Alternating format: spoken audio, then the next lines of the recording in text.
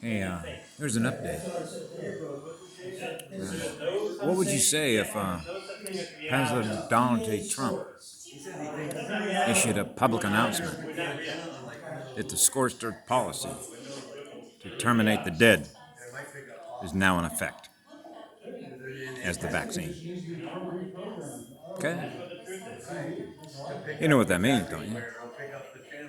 You see, if you're a corporation which is represented by a parasite, which has been trying to destroy everything in nature, nature takes the gloves off, right? Which is among the living. So they couldn't say that, hey, you terminated something that's dead. Well, it's already dead. So they can't convict you of having killed off something that's dead when it's already dead. Spiritually dead. You can't be convicted of murdering something that's already dead. Get it? So when does hunting season open, President Trump? Actually, hunting season already opened. That process has already begun, hasn't it?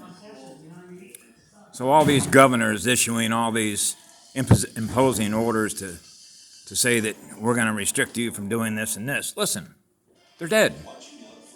You realize what that means, don't you?